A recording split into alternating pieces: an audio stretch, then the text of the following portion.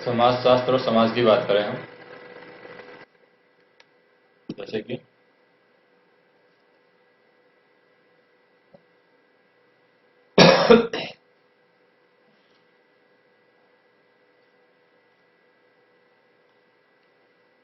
हम शुरुआत करते हैं कुछ सुझावों से जो प्राय हम जैसे युवा विद्यार्थियों के सम्मुख रखे जाते हैं। एक सुझाव प्राय दिया जाता है कि मेहनत से पढ़ाई करोगे तो जीवन में सफल पाओगे या सफलता पाओगे। दूसरा सुझाव होता है कि यदि आप इस विषय और विषयों के समय की पढ़ाई करेंगे तो भविष्य में अच्छी नौकरी मिलने की ज्यादा संभावना रहेगी। तीसरा सुझाव इस प्रकार हो सकता है कि किसी लड़के के लिए यह विषय ज्यादा उपयुक्त नहीं दिखता है, अथवा एक लड़की के तौर पर क्या आपके विषयों का चुनाव व्यवहारिक है। चौथा सुझाव आपके परिवार को आपकी नौकरी की शीघ्र आवश्यकता है, तो ऐसा व्यवसाय न चुने जिसमें बहुत ज्यादा समय लगता हो, अथवा आपको अपने पारिवारिक व्यवसाय में कार्य करना है तो आप इस विषय को पढ़ने की इच्छा क्यों रखते हैं। आइए इन सुझावों पर गौर करें। क्या आप सोचते हैं कि पहला सुझाव बाकी तीन सुझावों का खंडन करता है? क्योंकि पहला सुझाव दर्शाता है कि यदि आप कठिन परिश्रम करेंगे तो आप अच्छा कार्य करेंगे और अच्छी नौकरी पाएंगे। इसका दारोमदार स्वयं पर है।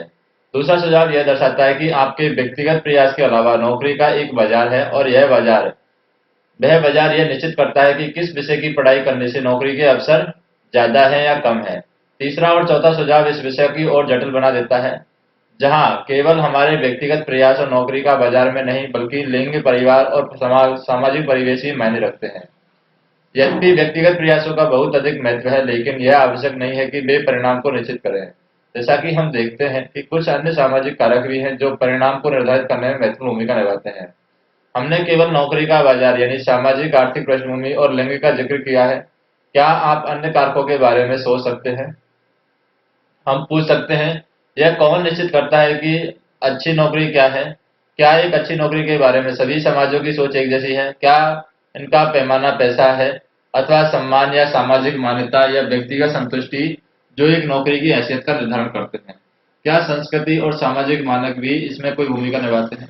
प्रत्येक विद्यार्थी की तरक्की हेतु मेहनत से अध्ययन करना अवश्य करना चाहिए, लेकिन यह कितना अच्छा कर सक पाता है यह सामाजिक कारकों के एक पूरे समुच्चय द्वारा निर्धारित होता है। नौकरी का बाजार अर्थव्यवस्था की जरूरतों से परिभाषित होता है। अर्थव्यवस्था की जरूरतें भी पुनः सरकार की आर्थिक और राजनीतिक नीतियों पर निर्भर करती है। किसी विद्यार्थी की नौकरी के अवसर इन विशिष्ट राजनीतिक आर्थिक आंकड़ों के साथ साथ परिवार की सामाजिक पृष्ठभूमि से भी प्रभावित होते हैं। यहाँ से हमें इस बात की प्रारंभिक ज्ञान मिलता है कि किस प्रकार समाजशास्त्र मानव समाज का एक अंतः समग्र यानी अंतः संबंधित समग्र के रूप में अध्ययन करता है। किस तरह समाज और शक्ति एक दूसरे से अंतःक्रिया करते हैं। उच्चतर माध्यमिक विद्यालयों में विषयों के चुनाव की समस्या विद्यार्थी का व्यक्तिगत मामला है। इसके बावजूद अधिकांश विद्यार्थी इस समस्या से प्रभावित रहते हैं। अतः प्रत्यक्ष है कि यह एक व्यापक जनित का मुद्दा है। समाजशास्त्र का एक कार्य व्यक्तिगत समस्या और जनित मुद्दे के बीच संबंध को स्पष्ट करता है, और यह इस अध्याय की पहली विषय वस्तु है।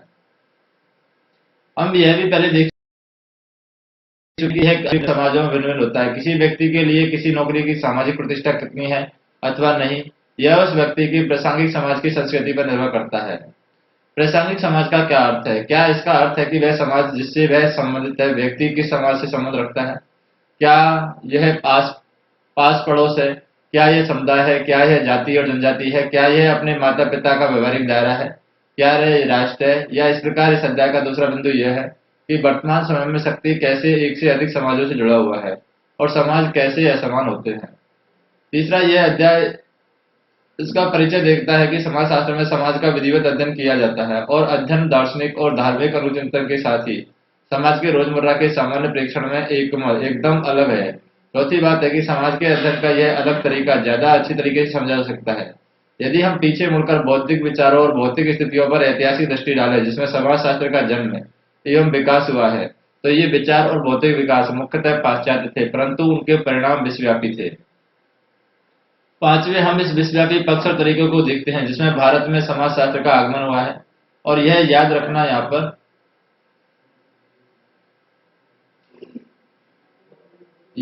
रखना महत्वपूर्ण है कि जिस प्रकार हम में से प्रत्येक को अपनी अलग एक जीवनी है, उसी प्रकार इस एक विषय में भी जीवनी होती है।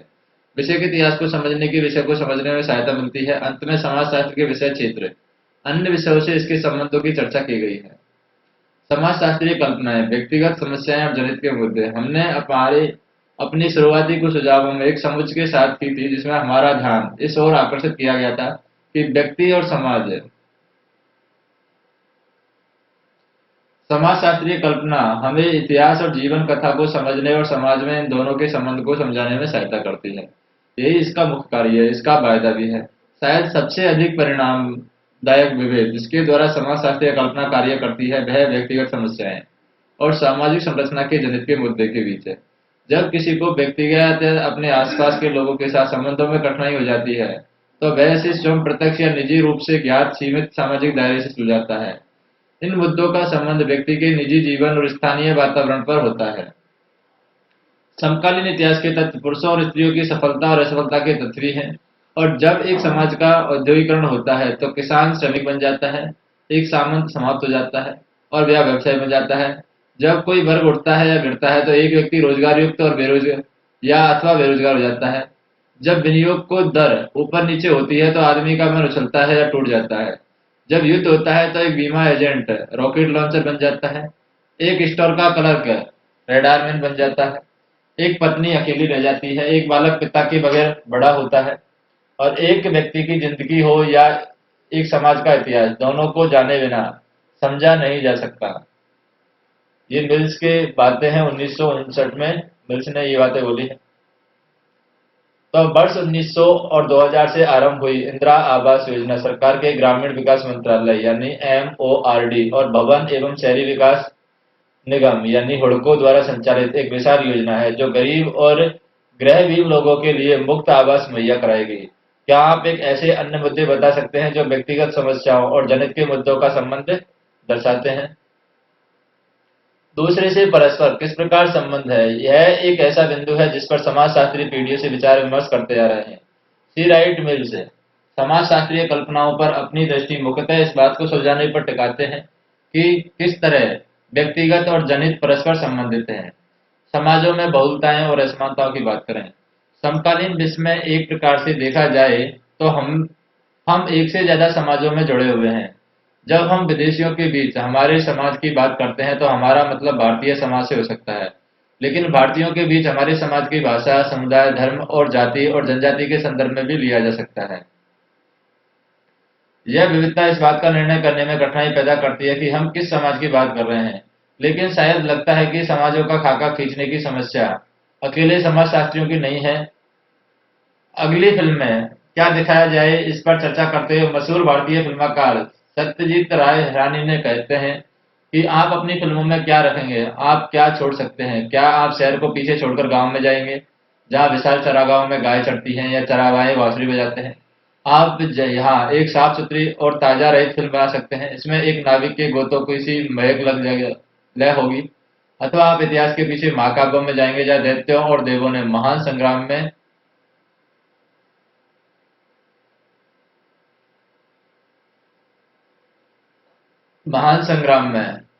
हिस्सा लिया था, उसमें भाइयों ने भाइयों का संहार किया था। अथवा आप वही ठहरे रहेंगे जहां आप हैं वर्तमान में, यही इसी विकट और भीड़भाड़ चौका-चौंध भरे शहर के बीचों बीच और इसके कोलाहल और दृश्यों के परिवेश में विरोधाभास से स्वर मिलाने का प्रयास करेंगे। यह समाजशास्त्र के सम्मुख मुख्य प्रश्न है कि समाज में किन चीजों पर ध्यान केंद्रित किया जाए। हम सत्यजीत राय की टिप्पणी पर पुनः जाते हैं और स्तब्ध हो जाते हैं कि क्या उनके द्वारा किया गया गांव का त्रिकोण रोमांटिक है। एक समाजशास्त्री के नजरिए से गांव के एक दलित के नीचे दिए गए चित्रण को इससे तुलना करना उल्लेखनीय है। जब मैंने उसे पहली बार देखा, तो वह गांव की छप्पर की छत वाली चाय की दुकान के सामने धूल भरी सड़क पर बैठा था, जानबूझकर अपना गिलास और प्लेट अपने बगल में रखे हुए था, जो दुकानदार के लिए मूल संकेत था कि अछूत की चाय खरीदनी है, अछूत को यहाँ पर चाय खरीदनी है। मूली एक 40 वर्षीय, पान से मैले हुए दांतों वाला मरियल सा व्यक्ति था, जिसके लंबे बाल पीछे की तरफ लटके हुए थे। फीमेन ने 1978 में ये चीज बताई है। अमर्त्य सेन का उद्धरण शायद इसका ज्यादा अच्छी तरह वर्णन करता है किस प्रकार असमानता समाजों के बीच केंद्रीय बिंदु थी। कुछ भारतीय अमीर हैं, अधिकांश नहीं हैं। कुछ बहुत अच्छी तरह शिक्षित हैं और अन्य निरक्षर हैं। कुछ विलासिता की जिंदगी बसर करते हैं, जबकि दूसरे थोड़े से परिश्रम के बदले कठोर परिश्रम करते हैं। और कुछ राजनीतिक रूप से शक्तिशाली होते हैं, लेकिन दूसरे किसी भी चीज को प्रभावित नहीं कर सकते। कुछ के पास जिंदगी में आगे बढ़ने के लिए अनेक अवसर होते हैं, जबकि अन्य के पास अवसरों का निरंतर दबाव होता है। कुछ के प्रति पुलिस का व्यवहार सम्मानजनक रहता है, जबकि अन्य कुछ के लिए अत्यधिक असम्मानजनक। ये असमानता के कुछ विभिन्न प्रकार हैं, इनमें प्रत्येक के लिए गंभीर चिंतन की आवश्यकता है। अमर्त्य सेन ने 2005 में ये बताया है। समाजशास्त्र का परिचय। समाज का एक अंतः संबंधित सामग्री के रूप में अध्ययन करने की समाजशास्त्र के मुख्य सारोकार और समाजशास्त्रीय कल्पनाओं के बारे में आपको पहले ही परिचय दिया जा चुका है। व्यक्तिगत पसंद और नौकरी के बाजार पर हमारी परिचर्चा से पता चलता है कि किस प्रकार आर्थिक, राजनीतिक, पारिवारिक, सांस्कृतिक और शैक्षणिक संस्थाएं अंतः संबंधित हैं। किस प्रकार एक व्यक्ति इनसे बंधा हुआ है, तथापि कुछ सीमा तक इनको बदल भी सकता है। अगले कुछ अध्याय में हम विभिन्न संस्थाओं के साथ ही साथ संस्कृति पर आधारित होंगे। ये समाजशास्त्र की कुछ प्रमुख शब्दावली और संकल्पनाओं पर भी केंद्रित होंगे, जिनसे समाज को समझने में आपको मदद मिलेगी, क्योंकि समाजशास्त्र मनुष्य के सामाजिक जीवन, समूह और समाजों का अध्ययन है और एक सामाजिक प्राणी की तरह स्वयं हमारा व्यवहार इसकी विषय वस्तु है। समाजशास्त्र ऐसा कार्य करने वाला पहला विषय है नहीं है। लोगों ने हमेशा से उस समाज और समय को देखा और समझा है जिसमें वे रहते हैं। यह सभी सभ्यताओं और युगों के दार्शनिक, धार्मिक गुरुओं और विविध वेताओं और पुस्तकों से स्पष्ट होता है कि अपने जीवन और अपने समाज के बारे में सोचने वाला मानव स्वभाव केवल दार्शनिक और सामाजिक विचारकों तक सीमित नहीं है। हम सभी के अपने रोजमर्रा की जिंदगी के बारे में और दूसरों की जिंदगी के बारे में अपने अपने विचार रहते हैं, और इसी तरह अपने समाज और दूसरे समाजों के बारे में भी ये रोजाना की हमारी धारणाएं और हमारी सामान्य बौद्धिक समझ भी है, जिसके अनुसार हम अपना जीवन जीते हैं। तो अभी एक विषय के रूप में समाजशास्त्र का एक समाज के बारे में प्रेक्षण एवं विचार दार्शनिक अंतर चिंतनों एवं सामान्य बौद्धिक समझ से हटकर है। मानव व्यवहार में क्या नैतिक है, क्या अनैतिक, रहन सहन की बातचीत तारीखों एवं एक अच्छे समाज के बारे में दार्शनिक एवं धार्मिक विचारक अक्सर निरीक्षण करते रहते हैं। समाजशास्त्र का सारोकार भी मानकों और मूल्यों के प्रति है, लेकिन उनकी मुख्य दृष्टि इस मानक और मूल्यों से परे उन उद्देश्यों पर है जिनका लोगों को अनुसरण करना चाहिए। इसका सारोकार उस तरीके से है जिसके तहत वे वास्तविक समाजों में कार्य करते हैं। आप देखेंगे कि किस प्रकार धर्म का समाजशास्त्र ईश्वरीय मीमांसा अध्ययन से अलग है। समाजों का अनुभविक अध्ययन और समाजशास्त्रियों के कार्य का एक अहम हिस्सा है, लेकिन इस बात का यह अर्थ कदापि नहीं है कि समाजशास्त्र का मूल्यों के प्रति कोई सारोकार नहीं है। इसका तात्पर्य केवल यह है कि जब एक समाजशास्त्री एक समाज का अध्ययन करता है, तब वह जानकारियां इकट्ठा करने और परीक्षण करने को उत्सुक रहता है, चाहे वह उसकी निजी पसंद के प्रतिकूल हो। इसका स्पष्ट करने के लिए पीटर बर्जर एक असामान्य लेकिन प्रभावकारी तुलना पेश करते हैं। किसी राजनीतिक और सैनिक संघर्ष में विरोधी पक्ष के जासूसी तंत्र द्वारा इस्तेमाल की गई सूचनाओं को हथियाना काफी फायदेमंद होता है, लेकिन इसका कारण यही है कि एक सफल जासूसी तंत्र की सूचनाएं पूर्वाग्रहों से मुक्त होती हैं। यदि कोई जासूस अपनी रिपोर्टिंग अपने अधिकारियों की विचारधारा और महत्वाकांक्षाओं को ध्यान में रखकर करता है, तो उसकी रिपोर्ट न सिर्फ उनके पक्ष के लिए अनुपयोगी होगी, बल्कि विरोधी पक्ष के लिए भी। यदि वह उसे हथियाने चाहे, एक समाजशास्त्री भी काफी मायने में ऐसा ही एक जासूस होता है। उसका काम किसी भी निश्चित क्षेत्र में अधिक से अधिक शुद्ध रिपोर्ट तैयार करना है, जितना कि वह कर सकता है। क्या इसका यह अर्थ निकलता है कि समाजशास्त्री के अपने अध्ययन के उद्देश्यों के बारे में जानने और उस काम के प्रति जिसके लिए समाजशास्त्री जानकारी जुटा रही है, कोई सामाजिक जिम्मेदारी नहीं है? उसकी जिम्मेदारी भी उतनी है जितनी समाज के एक नागरिक की होनी चाहिए, लेकिन यह पूछताछ समाजशास्त्रीय पूछताछ नहीं है। यह तो एक जीवन विज्ञानी के जैविकीय ज्ञान की तरह है, जिसका उपयोग या तो स्वस्थ रहने के लिए या खत्म करने के लिए किया जा सकता है। लेकिन इसका यह अर्थ नहीं है कि जीव विज्ञानी उस जिम्मेदारी से मुक्त है जिसके लिए वह कार्य कर रहा है, परंतु यह एक जैविकीय प्रश्न नहीं है। समाजशास्त्र अपने आरंभिक काल से ही स्वयं को विज्ञान की तरह समझता है। समाजशास्त्र प्रचलित सामान्य बौद्धिक प्रेक्षणों और दार्शनिकों, अनुचिंतनों और ईश्वरवादी व्याख्यानों से हट करके वैज्ञानिक कार्य विधियों से बंधा हुआ है। इसका अर्थ यह है कि जिन कथनों पर समाजशास्त्री पहुंचता है, यह कथन साक्ष्य के निश्चित नियमों के परीक्षणों के द्वारा प्राप्त हुए होने चाहिए, ताकि दूसरे व्यक्ति उनकी जांच कर सके और उनकी जानकारियों के विकास हेतु उन्हें दोहरा सके। समाजशास्त्र में प्राकृतिक विज्ञान और मानव विज्ञान के अंतर और परिणामात्मक एवं गुणात्मक अनुसंधानों के अंतर पर पर्याप्त बहस हो चुकी है। हमें यहाँ पर इस विवाद में नहीं पढ़ना चाहिए, लेकिन यहाँ जो बात प्रासंगिक है वह यह है कि समाजशास्त्र को अपने प्रेक्षणों और विश्लेषणों में कुछ निश्चित नियमों का पालन होना होता है, ताकि दूसरों के द्वारा उनकी जांच की जा सके। अगले खंड में हम समाजशास्त्रीय ज्ञान और सामान्य बौद्धिक ज्ञान की तुलना करने जा रहे हैं, जो एक बार फिर इस बात पर बल देता है कि समाजशास्त्र जिस तरह से समाज का प्रेक्षण करता है, उसमें पद्धतियों की भूमिका, प्रक्रिया और नियमों का कितना महत्व है। तो यहाँ पर समाजशास्त्री क्या करते हैं, वे किस तरह समाज का अध्ययन करते हैं। समाजशास्त्र और सामान्य बौद्धिक ज्ञान के बीच के अंतरों का विस्तृत वर्णन समाजशास्त्री उपागम और पद्धतियों के बारे में एक स्पष्ट विचार देने में सहायता करेगा। समाजशास्त्र और सामान्य बौद्धिक ज्ञान की बात करें, हम देख चुके हैं कि किस तरह समाजशास्त्रीय ज्ञान ईश्वरीय, मीमांसा और दार्शनिक प्रेक्षणों से अलग है। इसी प्रकार समाजशास्त्र सामान्य बौद्धिक प्रेक्षणों से अलग है। सामान्य बौद्धिक वर्णन सामान्यतः उन पर आधारित होते हैं जिन्हें हम प्रकृतिवाद और व्यक्तिवादी वर्णन कह सकते हैं। व्यवहार का एक प्रकृतिवादी वर्णन इस मान्यता पर निर्भर करता है कि एक व्यक्ति व्यवहार के प्रारंभिक कारणों की पहचान कर सकता है। अतः समाजशास्त्र सामान्य बौद्धिक परीक्षणों एवं विचारों, साथ ही साथ दार्शनिक विचारों दोनों से अलग है, और यह हमेशा और सामान्यतः भी चमत्कारिक परिणाम नहीं देता है, लेकिन अर्थपूर्ण एवं संदिग्ध संपर्कों तक केवल सामान्य संपर्कों की छानबीन के द्वारा पहुंचा जा सकता है। समाजशास्त्रीय ज्ञान में बहुत अधिक प्रकृति हुई है। ज्यादा प्रकृति तो सामान्य रूप से हुई है, परंतु कभी कभार नाटकीय उद्योगों में प्रगति हुई है। समाजशास्त्र में संकल्पनाएं, पद्धतियों और आंकड़ों का एक पूरा तंत्र है जिसमें कोई फर्क नहीं पड़ता है कि यह किस तरह संयोजित है। यह सामान्य बौद्धिक ज्ञान से प्रतिस्थापित नहीं किया जा सकता। सामान्य बौद्धिक ज्ञान अपरिवर्तनीय है क्योंकि यह अपने उद्गम के बारे में कोई प्रश्न नहीं पूछता। दूसरे शब्दों में यह अपने आप से यही पूछता है कि मैं यह विचार क्यों रखता हूँ। एक समाजशास्त्री को अपने स्वयं के बारे में और अपने किसी भी विश्वास के बारे में प्रश्न पूछने के लिए सदैव तैयार रहना चाहिए, चाहे वे विश्वास कितना भी प्रिय क्यों न हो। क्या वास्तव में ऐसा है? समाजशास्त्र के दोनों ही उपागम व्यवस्थित और प्रश्नकारी वैज्ञानिक खोज की एक विस्तृत परंपरा से निकले हैं। वैज्ञानिक कार्य विधियों ने इस महत्व को तभी समझा जा सकता है जब हम अतीत की तरफ लौटे और उस समय की सामाजिक परिस्थिति को समझे जिसमें समाजशास्त्रीय दृष्टिकोण का उद्भव हुआ है। क्योंकि आधुनिक विज्ञान में हम विकासों का समाजशास्त्र पर गहरा प्रभाव पड़ा है। चलिए हम संक्षिप्त में देखे हैं कि समाजशास्त्र की रचना में बौद्धिक विचारों की भूमिका कहाँ तक है। तो इससे पहले हम देखें जैसे कि प्रकृतिवादी और समाजशास्त्री क्या कहते हैं। प्रकृतिवादी गरीबी के बारे में क्या कहते हैं, लोग गरीब इसलिए हैं क्योंकि वे काम पीछे जी चुराते हैं और समस्याग्रस्त परिवारों से आते हैं, परिवार का उचित बजट बनाने में अयोग्य हैं, बुद्धिमत्ता की कमी है और कार्य के लिए स्थानांतरण से डरते हैं। समाजशास्त्री क्या कहते हैं, समकालीन गरीबी का कारण वर्ग समाज में असमानता की संरचना है। वे लोग इससे ज्यादा प्रभावित होते हैं जिनकी कार्य की अनियमितता दीर्घकालिक एवं मजदूरी कम है। जयराम के द्वारा व्याख्या की गई है। असंदिग्ध संपर्क बहुत से समाजों में, जिसमें भारत के बहुत सारे लोग भी शामिल है, उत्तराधिकारी और वंशानुक्रम की रेखा पिता से पुत्र की जाती है। इसे पितृवंशीय व्यवस्था के रूप में जाना जाता है। इसे ध्यान में रखते हुए औरतों को संपत्ति में अधिकार मिलने की प्रकृति अत्यधिक क्षीण है। भारत सरकार ने कारगिल युद्ध के बाद यह निर्णय किया कि भारतीय सैनिकों की मृत्यु पर मिलने वाली क्षतिपूर्ति की धनराशि उनकी विधवाओं को मिलनी चाहिए, और निश्चित रूप से सरकार ने इस फैसले को अवांछित परिणामों का पूर्वानुमान नहीं लगाया।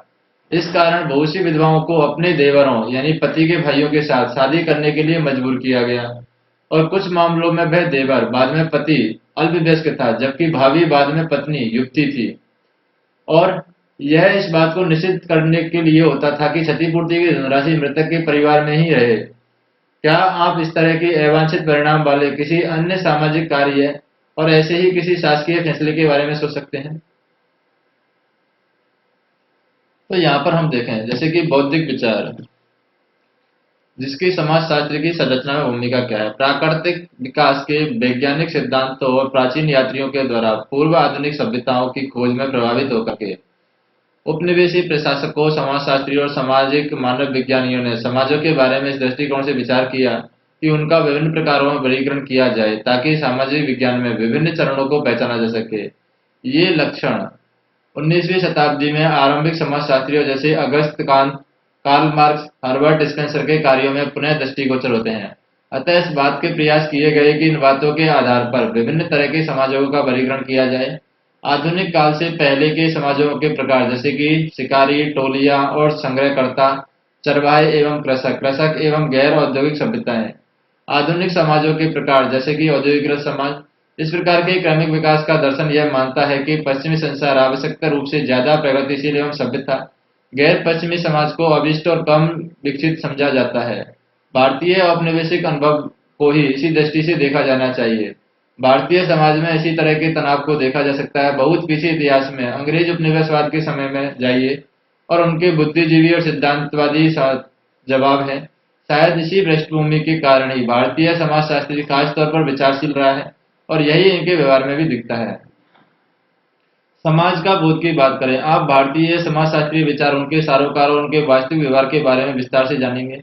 डार्विन के जीव विज्ञान के विचारों का आरंभिक समाजशास्त्रीय विचारों पर दृढ़ प्रभाव था।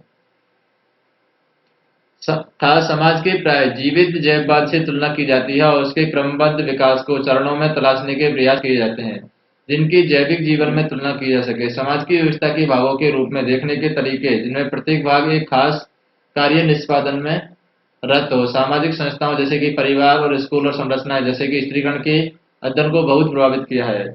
इसी चर्चा को हमने यहाँ इसलिए की है क्योंकि उन बौद्धिक विचारों का जिनका समाजशास्त्र की रचना में महत्वपूर्ण भूमिका है उसमें गहरा संबंध है। किस प्रकार समाजशास्त्र अनुभविक वास्तविकता का अध्ययन करते हैं।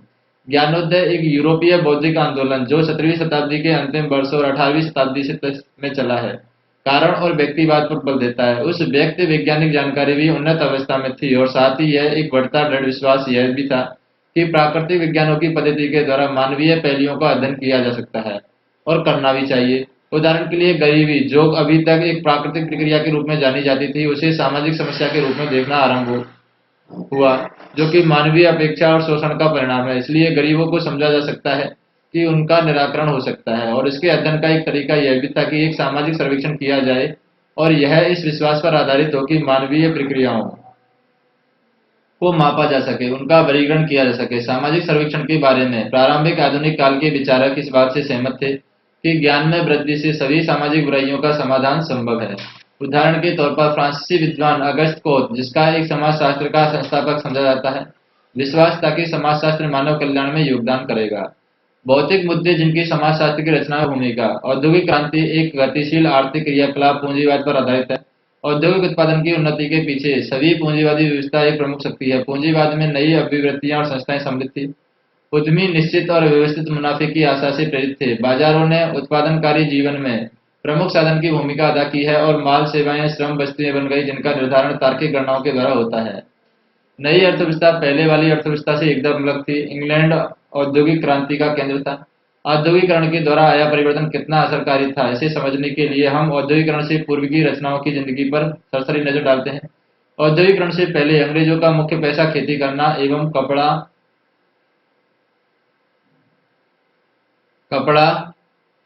बुनना था। अधिकांश लोग गांवों में रहते थे। अपने भारतीय गांवों की तरह वहां भी कृषक, भूस्वामी, लोहार और चमड़ा श्रमिक, जुलाहे और कुम्हार, चरावाहे और मध्य निर्माता थे। समाज छोटा था, वह स्त्रीकृत था, अर्थात विभिन्न लोगों की परिस्थिति और उनके वर्ग स्थिति से स्पष्ट परिभाषित थे। सभी परंपरागत समाजों की तरह यह भी नजदीकी आपसी व्यवहार की विशेषता करता रखता है और औद्योगिकरण के साथ ही सभी विशेषताएं बदल गई है। नई व्यवस्था का एक प्रमुख मूल पक्ष था श्रम की प्रतिष्ठा कम होना, शिल्प संघ, गांव एवं परिवार के सुरक्षित स्थानों से कार्य का अलग होना। रूढ़िवादी और परिवर्तनवादी दोनों की तरह चिंतक के सामान्य श्रमिकों की परिस्थिति की गिरावट को देख करके भयभीत थे, परंतु कुशल कारीगरों की स्थिति अलग थी। नगरीय केंद्रों का विकास एवं विस्तार हुआ है। ऐसा नहीं था कि पहले शहर नहीं थे, लेकिन औद्योगिकरण से पहले उनका स्वरूप अलग था। औद्योगिक शहरों में एक बिल्कुल नए स्तरीय संसार को जन्म दिया जिसकी निशानी थी फैक्ट्रियों का धुआं एवं कालिक। नई औद्योगिक श्रमिक वर्ग की भीड़भाड़ वाली बस्तियां, गंदगी और सफाई का नितांत अभाव था। इनके अन्य निशानियों में एक था नए प्रकार के सामाजिक अंतःक्रिया। एक हिंदी फिल्म का गीत आगे दिया गया है। फिल्म सीआईडी 1956 का यह गीत शहरी जिंदगी के भौतिक एवं अनुभवात्मक पक्षों का चित्रण इस प्रकार करता है कि ए दिल है मुश्किल जीना यहाँ, जरा हटके जरा बचके, ये है बॉम्बे मेरी जान, कहीं बिल्डिंग कहीं ट्रामे, कहीं मोटर कहीं मिल, मिलता है यहाँ सब कुछ, एक मिलता नहीं दिल। इंसान का नहीं कहीं नाम ओ निशा, कहीं सता कहीं पता, कहीं चोरी कहीं रेस, कहीं डाका कहीं फाका, कहीं ठोकर कहीं ठेस। बेकार के हैं कई काम यहाँ, बेघरों को आवारा यहाँ कहते हैं आसस। खुद काटे गले सबके, कहें इसको बिजनेस, और एक चीज के हैं कई नाम यहाँ। गीता बुरा दुनिया को ये कहता, ऐसा बोला तो न बन, जो है करता वो है बढ़ता, है यहाँ का ये चलन। भावानुवाद की बात करें, प्यारे दिल यहाँ जिंदगी मुश्किल है, अगर तुम खुद को बचाना चाहते हो तो तुम्हें देखना पड़ेगा कि तुम किस रास्ते पर जा रहे हो। मेरे प्यारे, यह मुंबई है। तुम्हें यहाँ बहुमंजिल इमारतें मिलेंगी, ट्रामें मिलेंगे, वाहन मिलेंगे, कारखाने मिलेंगे, इंसानियत भरे दिल को छोड़कर तुम्हारे यहाँ सब कुछ मिलेगा। इंसानियत का यहाँ कोई नामो निशान नहीं है। यहाँ पर जो भी करे उसका कोई मतलब नहीं है, शक्ति या पैसा या चोरी या विश्वासघाती। यह चलता है। अमीर लोग ग्रहविहीन लोगों की आवारा व्यक्तियों की तरह हंसी उड़ाते हैं, लेकिन यह वह एक दूसरे के गले काटते हैं। जब वह एक दूसरे के गले काटते हैं तब उसे व्यापार कहते हैं। यहाँ इस एक कार्य के कई नाम दिए गए हैं। अंग्रेज कारखानों की मशीनों के द्वारा तैयार माल आगमन में भारी तादाद में भारतीय दस्तकार बर्बाद हो गए, क्योंकि अत्यधिक विकसित कारखानों में उनकी खपत नहीं हो सकती थी। इन बर्बाद दस्तकारों ने मुख्यतः जीवन निर्वाह के लिए खेती को अपना लिया था। कारखाना और उसके यांत्रिक श्रम विभाजन को अक्सर किसान, दस्तकार, साथ ही साथ परिवार और स्थानीय समुदायों ने जानबूझकर खत्म करने की कोशिश के रूप में देखा जाता है, और कारखानों को अधिक कठोर नियंत्रण के रूप में देखा जाता है, जो अभी तक बैरकों और जेलों तक था। कुछ के अनुसार, जैसे मार्क्स कारखाना दमनकारी था, फिर भी काफी हद तक स्वतंत्रता की गुंजाइश थी। यहाँ श्रमिकों ने बेहतर जिंदगी हेतु सामूहिक कार्य प्रणाली एवं संगठित प्रयास दोनों सीखें सीखी हैं। नए समाजों के उभरने का एक और संकेतक था घड़ी के अनुसार समय का महत्व, जो सामाजिक संगठन का आधार भी था। इसका एक महत्वपूर्ण पक्ष यह तरीका था जिसके अनुसार 18वीं और 19वीं शताब्दी में खेतिहर और औद्योगिक मजदूरों की बढ़ती संख्या ने तेजी से घड़ी और कैलेंडर के अनुसार अपने को ढालना शुरू किया था, जो आधुनिक समय से पूर्व के काम के तरीके से एकदम भिन्न था। औद्योगिक पूंजीवाद के विकास से पहले का काम की लय दिन के उजाले और जीतोड़ परिश्रम के बीच आराम और सामाजिक कर्तव्यों के आधार पर तय होती है। कारखानों के उत्पादन से श्रम को समकालिक बना दिया, जिसमें समय की पाबंदी, एक तरह की स्थिर रफ्तार कार्य करने के निश्चित घंटे और हफ्ते के दिन निर्धारित हो गए। इसके अलावा घड़ी से कार्य करने की अनिवार्यता पैदा हो गई। नियोक्ता और कर्मचारी दोनों के लिए समय अब धन है, और यह व्यक्तिगत नहीं होता बल्कि खर्च हो जाता है। हमें यूरोप में समाजशास्त्र के आरंभ और विकास को क्यों बढ़ाना पड़ना चाहिए। समाजशास्त्र के अधिकांश मुद्दे और सारोकार भी उस समय की बात करते हैं जब यूरोपियन समाज 18वीं और 19वीं शताब्दी में औद्योगिकरण और पूंजीवाद के आगमन के कारण भयंकर रूप से परिवर्तन की चपेट में आ गया था। बहुत से मुद्दे जो उस समय प्राय उठते थे, उदाहरण के लिए नगरीकरण या कारखानों के उत्पादन, सभी आधुनिक समाजों के लिए प्रासंगिक थे। यद्यपि उनकी कुछ विशेषताएं थोड़ी अलग हो सकती हैं, वास्तव में भारतीय समाज अपने औपनिवेशिक अतीत और अविश्वसनीय विविधता के कारण भिन्न थे। भारत का समाजशास्त्र इसको दर्शाता है। यदि ऐसा है तो उस समय के यूरोप पर ध्यान केंद्रित क्यों किया जाए, वहां से शुरुआत करना क्यों प्रासंगिक है। जवाब अपेक्षाकृत आसान है, क्योंकि भारतीय होने के नाते हमारा अतीत अंग्रेजी पूंजीवाद और उपनिवेशवाद के इतिहास के गहरे जुड़ा हुआ है। पश्चिम में पूंजीवादी विश्वव्यापी विस्तार आ गया था। नीचे यहाँ पर हम देखें कि पूंजीवाद और इसके द्वारा वैश्विक तौर पर समाजों का असमान रूपांतरण 17वीं और 19वीं शताब्दी में लगभग 24 मिलियन अफ्रीकियों का दास बनाया गया था, जिसमें से 11 मिलियन अमेरिकी तक की यात्रा में जीवित रहे, और यह आधुनिक इतिहास में देखने वाली जनसंख्या में बहुत बड़े आंदोलनों में से एक था। उनकी अपनी जीवन, जमीन और संस्कृति ने उखाड़ा गया था। दुनिया भर में अलग अलग हिस्सों में भयावह परिस्थितियों में भेजा गया था, पूंजीवाद की सेवा के कार्य में लगा दिया गया था।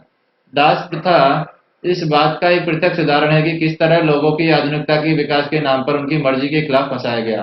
दासता की संस्था 19वीं शताब्दी में प्रारंभ में कम होने लगी, लेकिन हमारे लिए भारत में यह 1800 के बाद का काल था, जब बंधुआ मजदूरों को अंग्रेजों के द्वारा जहाजों में भरकर दूरस्थ देशों जैसे कि दक्षिण अमेरिका में यूरेनास अथवा वेस्ट इंडीज अथवा फिजी द्वीपों में उनके सूती कपड़ों की मिलों और चीनी कारखानों को चलाने के लिए ले जाया गया।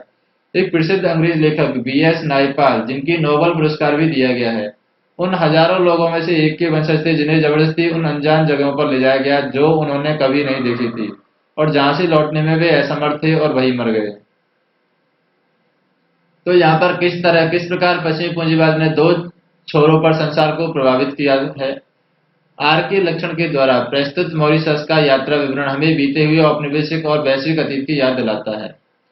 यहाँ अफ्रीकी और चीनी, बिहारी और डच, फारसी और तमिल, अरबी और फ्रांसीसी, अंग्रेज सब एक दूसरे के साथ घुल मिलकर रहते हैं। उदाहरण के लिए एक तमिल जिसका भ्रामक सा दक्षिण भारतीय चेहरा था, और एक और लुभावना सा नाम भी था, राधा कृष्ण गोविंदम, सचमुच मद्रास से था। मैंने उसे तमिल में बात की तो उसने मुझे फ्रेंच मिश्रित टूटी फूटी इंग्लिश में कठिनाई में जवाब देकर आश्चर्यचकित कर दिया। श्रीमान गोविंदम की तमिल का ज्ञान बिल्कुल नहीं था। उसकी जीहा ने तमिल का उच्चारण करना शताब्दियों पहले बंद कर दिया था। भारत में समाजशास्त्र का विकास। उपनिवेशवाद आधुनिक पूंजीवाद और औद्योगिकरण का आवश्यक हिस्सा है, इसलिए पश्चिमी समाजशास्त्रियों का पूंजीवाद और आधुनिक समाज के अन्य पक्षों पर लिखित दस्तावेज भारत में हो रहे सामाजिक परिवर्तनों को समझने के लिए सर्वथा प्रासंगिक है। फिर भी यह हम शहरीकरण के संदर्भ में देखते हैं कि उपनिवेशवाद में यह तथ्य निहित है कि आवश्यकता नहीं कि औद्योगिकरण का असर भारत में उतना ही था जितना कि पश्चिम में। कार्ल मार्क्स के ईस्ट इंडिया कंपनी के प्रभाव को लेकर की गई टिप्पणियों से असमानता उजागर होती है। भारत जो पिछले काफी समय से विश्व की एक महान कपास उत्पादक कार्यशाला थी, अब इंग्लिश धागों और सूती सामान से भरा पड़ा था। इसके अनेक उत्पादन को इंग्लैंड से बाहर निकाल करके अत्यंत निर्मम शर्तों पर स्वीकार करके अंग्रेज उत्पादकों को उनके उत्पादकों पर केवल थोड़ा और नाम मात्र शुल्क लगा करके भारी मात्रा में यहाँ लाकर स्वदेश वस्त्र उद्योगों को बर्बाद कर दिया गया था, जो कभी यहाँ की शान हुआ करता था। भारत में समाजशास्त्र को भारतीय समाज के बारे में पश्चिम लेखकों के द्वारा लिखित दस्तावेज और विचारों से जूझना पड़ता है, जो हमेशा सही नहीं होते थे।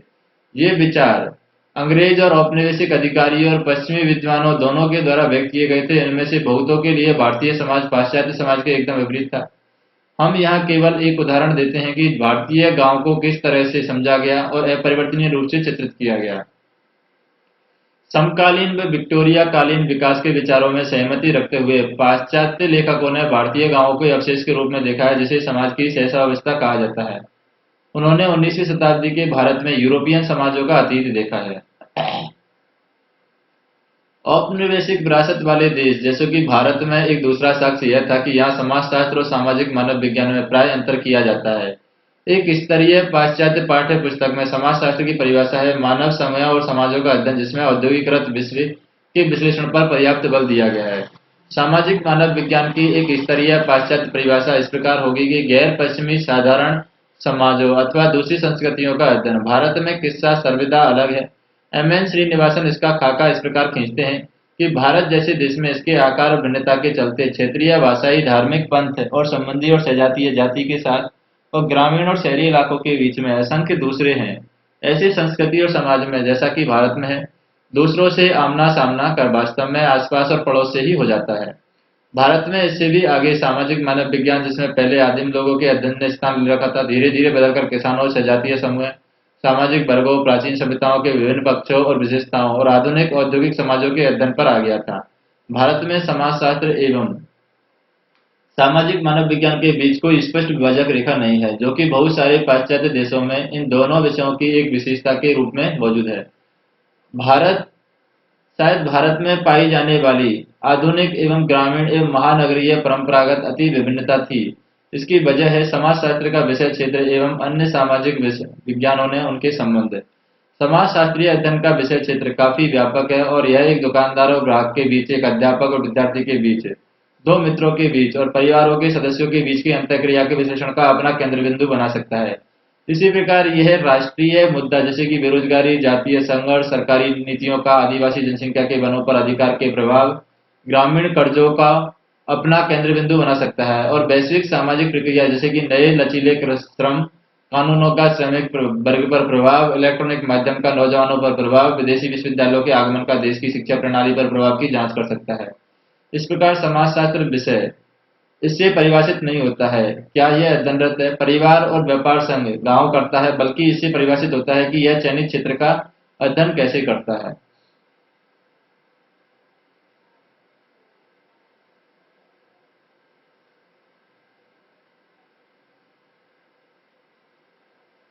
फिर हम देखें कि समाजशास्त्र सामाजिक विज्ञानों के समूह का एक हिस्सा है, जिसमें मानव विज्ञान, अर्थशास्त्र, राजनीति विज्ञान, मनोविज्ञान, इतिहास शामिल है। विभिन्न सामाजिक विज्ञानों में विभाजन एकदम सुस्पष्ट नहीं है। सभी में कुछ हद तक साझी रुचियां, संकल्पनाएं, पद्धतियां हैं। इसलिए यह समझा जाना जरूरी है कि कुछ विषयों में पृथकता कुछ हद तक स्वैच्छिक है, इसका कठोरता से पालन नहीं होना चाहिए। सामाजिक विद्वानों के अलग अलग करना, अंतरों को अंतर्रजित करना और समानता पर आवरण चढ़ाने जैसा होगा। इससे भी बढ़कर नारी अधिकारीवादी सिद्धांतों ने अंत विषय को पागम को अत्यधिक आवश्यकता को दिखा है। उदाहरण के लिए एक राजनीतिक विज्ञानी और शास्त्रीय लिंगों की भूमिका और उनकी राजनीति पर प्रभाव। अथवा परिवार के समाजशास्त्र के बगैर अर्थव्यवस्था का लिंग पर आधारित श्रम विभाजन का अध्ययन कैसे करेगा? समाजशास्त्र और अर्थशास्त्र के बारे में बात करें। अर्थशास्त्र वस्तुओं और सेवाओं के उत्पादन और वितरण का अध्ययन करता है। शास्त्रीय आर्थिक और उपागम पूर्ण रूप से आर्थिक चरों के अंतर संबंधों का वर्णन करता है। कीमत, मांग और पूर्ति का संबंध, मुद्रा प्रवाह, आगत और निर्गत का अनुपात, इसी तरह अन्य परंपरागत अर्थशास्त्र के अध्ययन का केंद्र है। आर्थिक क्रियाकलाप के समुचित दायरे तक रहा है। मुख्यतः किसी एक समाज में अपर्याप्त वस्तुओं और सेवाओं का वितरण वे अर्थशास्त्री जो राजनीतिक आर्थिक उपागम से प्रभावित हैं, आर्थिक क्रियाकलापों के स्वामित्व के रूप में उत्पादन के साधनों के साथ संबंधों में विस्तृत दायरे में समझने का प्रयास करते हैं। आर्थिक विश्लेषण में प्रभावी प्रकृति का उद्देश्य किसी तरीके से आर्थिक व्यवहार के सुनिश्चित कानूनों का निर्माण करना था। समाजशास्त्रीय उपागम आर्थिक व्यवहार को सामाजिक मानकों, मूल्यों और व्यवहारों और हितों के व्यापक परिप्रेक्ष्य में देखता है और निगमित क्षेत्र के प्रबंधक इस बात को जानते हैं कि विज्ञापन उद्योग में बाहरी निवेश का सीधा संबंध उपभोग के तरीके और जीवन शैली का नया रूप देने की आवश्यकता से है। धर्मशास्त्र के अंदर की प्रकृति, जैसे कि नारीवादी अर्थशास्त्री लिंग को समाज के केंद्रीय संगठनकारी सिद्धांत की तरह पेश कर उनके दायरे को बढ़ावा देना चाहते हैं। उदाहरण के लिए वे यह देखेंगे कि किस प्रकार घर पर किया गया कार्य बाहर की उत्पादकता से जुड़ा हुआ है। अर्थशास्त्र के परिभाषित विशेष क्षेत्र में इसको एक अत्यधिक केंद्रित और विचारशील विषय के रूप में माना जाता है। क्या आप सोचते हैं कि विज्ञापन वास्तव में लोगों के उपभोगों के तरीकों को प्रभावित करते हैं? क्या आप यह सोचते हैं कि अच्छे जीवन जो की परिभाषा है यह केवल आर्थिक रूप से परिभाषित है? तो यहाँ पर हम देखें, सुविधाजनक तरीके से विकसित होने में मदद की है। समाजशास्त्री प्राय अर्थशास्त्रियों ने इस बात के लिए ईर्ष्या रखते हैं कि उनकी शब्दावली उचित होती है, उनकी माप एकदम सही होती है, उनके सैद्धांतिक कार्यों के परिणामों को व्यवहारिक सुझावों से परिणत करने की क्षमता में जिनका जनहित नीतियों के साथ बड़ा अर्थ होता है। फिर भी अर्थशास्त्रियों को पूर्वानुमान लगाने की योग्यता को प्राय व्यक्तिगत व्यवहार और सांस्कृतिक मानकों और संस्थागत प्रतिरोधों की अनदेखी करने की वजह से नुकसान उठाना पड़ता है, जिसका अध्ययन समाजशास्त्री करते हैं। और पियरे बोर्दियू ने 1998 में लिखा है कि वास्तविक आर्थिक विज्ञान अर्थशास्त्र की प्रत्येक लागत पर ध्यान देगा, केवल नियमित निकायों से संबंधित लागतों पर नहीं, बल्कि अपराध, आत्महत्याओं, ऐसी ही अन्य लागतों पर भी। हमें खुशियां भरा ऐसा अर्थशास्त्र आगे लाना होगा जो सभी प्रकार के हितों का ध्यान रखेगा। व्यक्तिगत और सामूहिक, भौतिक और सांकेतिक क्रियाकलापों से संबंधित जैसी सुरक्षा, साथ ही निष्क्रियता, अनिश्चित सिद्धांत, रोजगारों से संबंधित भौतिक एवं प्रतीकात्मक लागत भी। उदाहरण के लिए दवाओं का उपभोग, शमनकारी दवाओं के इस्तेमाल का विश्व रिकॉर्ड, फ्रांस के नाम आदि के बारे में बात करें। सामान्यतः समाजशास्त्र अर्थशास्त्र के विपरीत तकनीकी संसाधन यानी समाधान प्रस्तुत नहीं करता है, बल्कि यह एक प्रश्नकारी और आलोचनात्मक दृष्टिकोण को प्रोत्साहित करता है। यह आधारभूत मान्यताओं के बारे में प्रश्न पूछने में सहायता करता है और इस प्रकार न केवल निर्धारित लक्ष्यों के तकनीकी साधनों के प्रति बल्कि स्वयं उद्देश्य की सामाजिक अपेक्षाओं के प्रति भी चर्चा का अवसर प्रदान करता है। हाल ही में आर्थिक समाजशास्त्र में पुनरुत्थान की प्रवृत्ति देखने में आई है, जिसका कारण शायद समाजशास्त्र का विशालतर और आलोचनात्मक दृष्टिकोण है। समाजशास्त्र किसी भी सामाजिक स्थिति के विषय में विद्वान समझ को ज्यादा स्पष्ट और पर्याप्त समझ प्रदान करता है। यह तथ्यों की जानकारी के स्तर और किसी चीज के घटित होने के कारण को बेहतर तरीके से समझने के स्तर पर हो सकते हैं। समाजशास्त्र और राजनीतिक विज्ञान की बात करें, जैसा कि अर्थशास्त्र में है वैसे ही समाजशास्त्र और राजनीतिक विज्ञान के बीच की पद्धतियां और उपागमों को परस्पर अंतःक्रिया की बहुलता है। परंपरागत राजनीतिक विज्ञान मुख्यतः दो तत्वों पर केंद्रित था, राजनीतिक सिद्धांत और सरकारी प्रशासन। दोनों में ही किसी भी शाखा में राजनीतिक व्यवहार गहन रूप से शामिल नहीं है। सामान्यतः सैद्धांतिक भाग में प्लेटो से लेकर के मार्क्स तक के सरकार संबंधी विचारों को केंद्रीय बिंदु बनाया गया है, जबकि प्रशासनिक भाग का केंद्र बिंदु सरकार के वास्तविक संचालन की तुलना में इसका औपचारिक ढांचा रहा है। समाजशास्त्र समाज के सभी पक्षों के अध्ययन को समर्पित है, जबकि परंपरागत राजनीतिक विज्ञान ने अपने को शक्ति के औपचारिक संगठन के साकार रूप में अध्ययन तक सीमित रखा है। समाजशास्त्र सरकार सहित संस्थाओं के समुच्चय के बीच अंतर संबंधों पर बल देता है, जबकि राजनीतिक विज्ञान सरकार में विद्यमान प्रक्रियाओं पर ध्यान देता है। हालांकि समाजशास्त्र की अनुसंधान में समान रुचि को लेकर के राजनीतिक विज्ञान से लंबी साझेदारी है। मैक्स वेबर जैसे समाजशास्त्री ने ऐसा काम किया है जिसको राजनीतिक समाजशास्त्र का नाम दिया गया है। राजनीतिक समाजशास्त्र का केंद्र राजनीतिक व्यवहार के वास्तविक अध्ययन के रूप में बढ़ता जा रहा है। पिछले कुछ भारतीय चुनावों में मतदान के राजनीतिक प्रतिमानों को काफी विशिष्ट अध्ययन देखने में आया है। राजनीतिक संगठनों की सदस्यता, संगठनों में निर्णय लेने की प्रक्रिया, राजनीतिक राजनीतिक दलों के समर्थन के समाजशास्त्रीय कारण, राजनीतिक में लिंग की भूमिका आदि भी अध्ययन किया जा रहा है। समाजशास्त्र और इतिहास के बारे में बात करें, इतिहास एक तरह से नियम के मुताबिक अतीत का अध्ययन करते हैं, जबकि समाजशास्त्री समकालीन समय या कुछ भी पहले के अतीत से ज्यादा रुचि रखते हैं। इतिहासकार पहले वास्तविक घटनाओं के चित्रण में एवं चीजों की वास्तव में ऐसी घटित हुई है उसे स्थापित करने में संतुष्ट होते हैं, जबकि समाजशास्त्र में असामयिक संबंधों को स्थापित करने पर ध्यान केंद्रित था। इतिहास ठोस विवरणों का अध्ययन करता है, जबकि समाजशास्त्री ठोस वास्तविकताओं से सार निकालकर उनका वर्गीकरण एवं सामान्यीकरण करता है। आजकल इतिहासकार उनके विश्लेषण में समाजशास्त्रीय पद्धतियों और धारणाओं का प्रयोग करने में बराबर शामिल रहते हैं। परंपरागत इतिहास राजाओं और युद्धों के इतिहास के बारे में रहा है। इतिहासकारों के द्वारा अपेक्षाकृत कम चक्काचौंध एवं कम रोमांचक घटनाएं जैसे कि जमीन के संबंधों में परिवर्तन या परिवार में लिंग संबंध के इतिहास का अध्ययन परंपरागत रूप से कम ही हुआ है। लेकिन यही बात समाजशास्त्रियों की रुचि का प्रमुख क्षेत्र बनी है। हालांकि आजकल इतिहास काफी हद तक समाजशास्त्रीय हो गया है और सामाजिक इतिहास तो इतिहास की विषय वस्तु है, और यह शासकों के कार्य, युद्ध और राजतंत्रवाद के बजाय सामाजिक प्रतिमानों, लिंग संबंधी लोकाचारों, प्रथाओं और प्रमुख संस्थाओं का अध्ययन करता है। समाजशास्त्र एवं मनोविज्ञान की बात करें, मनोविज्ञान को प्राय व्यवहार के विज्ञान के रूप में परिभाषित किया जाता है और यह मुख्यतः व्यक्ति से संबंधित है। यह उसकी बौद्धिकता और सीखने की प्रवृत्ति, अभिप्रेरणा और याददाश्त, तंत्रिका प्रणाली और प्रक्रिया का समय, आशाओं और डर में रुचि करता है। सामाजिक मनोविज्ञान, जो समाजशास्त्र और मनोविज्ञान के बीच एक पुल का कार्य करता है, अपनी प्राथमिक रुचि एक व्यक्ति में रखता है, जिसका उसका इस बात से सारोकार रहता है कि व्यक्ति किस प्रकार सामाजिक समूह में सामूहिक तौर पर अन्य व्यक्तियों के साथ व्यवहार करता है। समाजशास्त्र समाज में संगठित व्यवहार को समझने का प्रयास करता रहता है। यही वह तरीका है जिसमें समाज के विभिन्न पक्षों के द्वारा व्यक्तित्व को आकार मिलता है। उदाहरण के लिए आर्थिक और राजनीतिक व्यवस्था, उसका परिवार और नातेदारी संरचना, उसकी संस्कृति, मानक तथा मूल्य। यह याद रखना रुचिकर होगा कि दुर्खइम, जिन्होंने आत्महत्या के अपने प्रख्यात अध्ययन में समाजशास्त्र को स्पष्ट पद्धति एवं विषय क्षेत्र में स्थापित करने की चेष्टा की थी, उन्होंने उन व्यक्तियों की व्यक्तिगत उत्कंठाओं को बाहर ही रखा जिन्होंने आत्महत्या की और उनकी चेष्टा की। यह एक सांख्यिकी आंकड़े के लिए किया गया जो उन व्यक्तियों को कई सामाजिक विशेषताओं से सारोकार रखते हैं। समाजशास्त्र और सामाजिक मानव विज्ञान, अधिकांश देशों में मानव विज्ञान में पुरातत्व विज्ञान, भौतिक मानव विज्ञान, सांस्कृतिक इतिहास, भाषा की विभिन्न शाखाएं, सामान्य समाजों में जीवन के सभी पक्षों का अध्ययन शामिल है। यहाँ हमारा सरोकार सामाजिक मानव विज्ञान और सांस्कृतिक मानव विज्ञान से है, क्योंकि यह समाजशास्त्र के अध्ययन के एकदम निकट है। समाजशास्त्र को आधुनिक जटिल समाजों का अध्ययन समझा जाता है, जबकि सामाजिक मानव विज्ञान को सरल समाजों का अध्ययन समझा जाता है। हमने पहले देखा है कि प्रत्येक विषय का इसका इतिहास और जीवनी होती है। सामाजिक मानव विज्ञान का विकास पश्चिम में उन दिनों हुआ जब यह माना जाता है कि पश्चिम शिक्षित सामाजिक मानव विज्ञान ने गैर यूरोपियन समाजों का अध्ययन किया, जिनको प्राय विजातीय, अशिष्ट और असभ्य समझा जाता है, जिसका अध्ययन किया गया है और जिनका अध्ययन नहीं किया गया है। उनके बीच के असमान संबंधों पर ज्यादा टिप्पणियां नहीं की है, लेकिन अब समय बदल गया है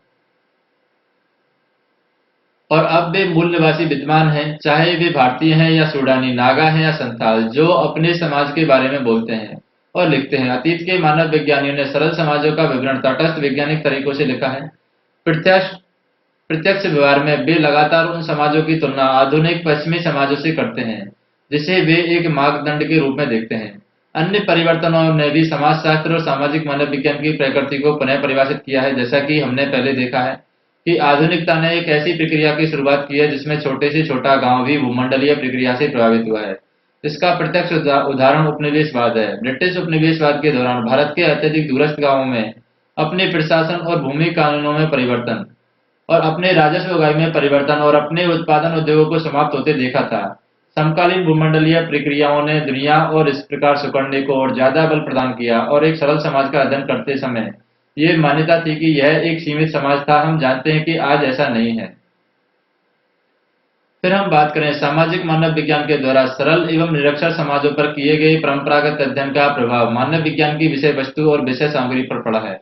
सामाजिक मानव विज्ञान की प्रवृत्ति समाज के सभी पक्षों का एक समग्र में अध्ययन करने की होती है। अभी तक की विशेषताएं प्राप्त हुई है कि वह चित्र पर आधारित है, जो उदाहरण के लिए अंडमान द्वीप समूह, नोअर और मेलीनेशिया समाजशास्त्री जटिल समाजों का अध्ययन करते हैं। अतः समाज के भाग जैसे कि नौकरशाही और धर्म या जाति व अन्य प्रक्रिया जैसे सामाजिक गतिशीलता पर ध्यान केंद्रित करते हैं। सामाजिक मानव विज्ञान और विशेषताएं थी कि लंबी क्षेत्रीय कार्य परंपरा समुदाय जिसका अध्ययन किया, इसमें रहना और अनुसंधान की निर्जाति पद्धति का उपयोग। समाजशास्त्री प्राय सांख्यिकी एवं प्रश्नावली विधि का प्रयोग करते हुए सर्वेक्षण पद्धति और संख्यात्मक आंकड़े पर निर्भर करते हैं। और 5वें अध्याय में आप इन परंपराओं के बारे में और ज्यादा विस्तार से जान पाएंगे। आज एक सरल और जटिल समाज में अंतर को स्वयं एक बड़े पुनर्विचार की आवश्यकता है। भारत स्वयं परंपरा और आधुनिकता का गांव, शहर और जाति और जनजाति का वर्ग एवं समुदाय का एक जटिल मिश्रण है। गांव राजधानी दिल्ली के बीचों बीच निवास करते हैं। कॉल सेंटर देश के विभिन्न कस्बों में यूरोपीय और अमेरिकी ग्राहकों की सेवा करते हैं। भारतीय समाजशास्त्री दोनों ही परंपराओं से सार ग्रहण करने में काफी उदार रहा है। भारतीय समाजशास्त्री अक्सर भारतीय समाजों के अध्ययन में केवल अपनी संस्कृति का नहीं बल्कि उनका भी अध्ययन करते हैं जो उनकी संस्कृति का हिस्सा नहीं है। और यह शहरी आधुनिक भारत के जटिल अंतर करने वाले समाजों के साथ साथ जनजातीय का भी एक समग्र रूप से अध्ययन कर सकता है। इस बात का डर बना रहता है कि सरल समाजों के खत्म होने से सामाजिक मानव विज्ञान अपनी विशेषता खो देगा और समाजशास्त्र में मिल जाएगा। हालांकि दोनों विषयों में लाभदायक अंतर परिवर्तन हुए हैं और आजकल पद्धतियों एवं तकनीक का दोनों विषयों में लिया जाता है। राज्य और वैश्वीकरण के मानव विज्ञानी अध्ययन किए गए हैं जो कि सामाजिक विज्ञान मानव विज्ञान की परंपरा विषय वस्तु से एकदम अलग है। दूसरी ओर समाजशास्त्र भी आधुनिक संबंधों की जटिलताओं के अध्ययन के लिए संख्यात्मक एवं गुणात्मक तकनीक, समष्टि एवं व्यष्टि उपागमों का उपयोग करता है। जैसा कि पहले कहा जा चुका है कि हम इस चर्चा पर 5वें अध्याय में जारी रखेंगे क्योंकि भारत में समाजशास्त्र और सामाजिक मानव विज्ञान में अति निकट का संबंध रहा है। पूंजीवाद क्या होता है? आर्थिक उद्यम की एक व्यवस्था जो कि बाजार विनिमय पर आधारित होती है। पूंजी से आशय है कोई संपत्ति जिसमें धन, भवन, मशीन आदि शामिल है जो बिक्री के लिए वस्तुओं के उत्पादन में उपयोग की जाती है, अर्थात बाजार में लाभ कमाने के उद्देश्य से विनियोग की जा सकती है। यह व्यवस्था उत्पादन के साधनों और संपत्तियों के निजी स्वामित्व पर आधारित है। द्वंद्वात्मक क्या होता है? सामाजिक ताकतों के विरोध की क्रिया और उनकी विद्यमानता जिससे कि सामाजिक बाध्यता और व्यक्तिगत इच्छा। अनुभवी कन्विक्शन क्या होता है? समाजशास्त्रीय अध्ययन के लिए या अध्ययन में दिए गए किसी भी क्षेत्र में की जाने वाली तथ्यपरक जांच। नारीवादी सिद्धांत क्या होता है? एक समाजशास्त्रीय दृष्टिकोण जो सामाजिक विश्व का विश्लेषण करते समय लिंग की महत्ता को केंद्र में रखने पर बल देता है। यद्यपि सिद्धांत में कई तत्व हैं लेकिन उन सबका एक सारोकार है समाज में लिंग के आधार पर होने वाली असमानता की व्याख्या करना एवं उसे दूर करने के लिए कार्य करना। समष्टि समाजशास्त्र क्या होता है? बड़े समूह और संगठन अथवा सामाजिक व्यवस्थाओं का अध्ययन। व्यष्टि समाजशास्त्र क्या होता है? आमने सामने की अंत्यक्रिया के संदर्भ में मानव व्यवहार का अध्ययन। सामाजिक बाध्यता क्या होती है? एक शब्द जो इस तथ्य को दर्शाता है कि हम जिन समूह और समाजों में के हिस्से हैं वे हमारे व्यवहार की अनुकूलता के हिसाब से प्रभावित करते हैं। मूल्य क्या होता है? व्यक्ति और समूह के द्वारा माने जाने वाला विचार क्या जरूरी है, सही है, अच्छा है या बुरा है। विभिन्न मूल्य मानव संस्कृति की विभिन्नता के कुछ पक्षों को दर्शाते हैं।